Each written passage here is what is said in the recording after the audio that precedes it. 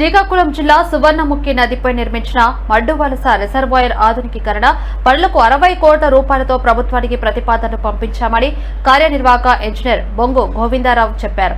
ఆయన నూతనంగా బాధ్యతలు చేపట్టిన తర్వాత జిల్లా కేంద్రంలో గోవిందరావు మీడియాతో మాట్లాడుతూ మడ్డువలస మధ్య తరహా సాగునీటి ప్రాజెక్టు ద్వారా శ్రీకాకుళం, విజయనగరం జిల్లాల పరిధిలో సుమారు 40,000 ఎకరాలకు సాగునీరు అందిస్తున్నామని, 2002లో నిర్మించిన ఈ ప్రాజెక్టు ఆధునికీకరణ చేపట్టవలసిన అవసరం ఎంతైనా ఉందని అన్నారు.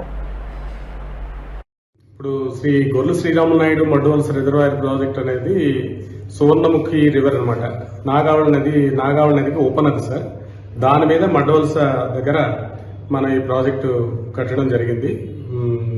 దీనికి కింద ఆయకట్టు సుమారు 24,877 ఎకరాలు సాగు అవుతుంది. ఇది 90 గ్రామాలకి ఈ ఆయకట్టు అంతా కవర్ అయింది.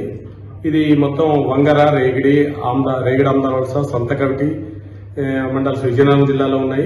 జీసిగడము పొలియల్ గేట్స్ తో ఉన్నాయి. Left head sluice and right head sluice 2 కాలువలు ఉన్నాయి సార్.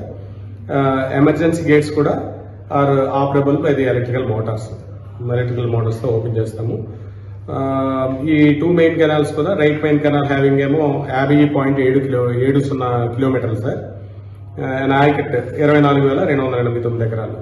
లెఫ్ట్ మెయిన్ కెనాల్ తక్కువే సార్,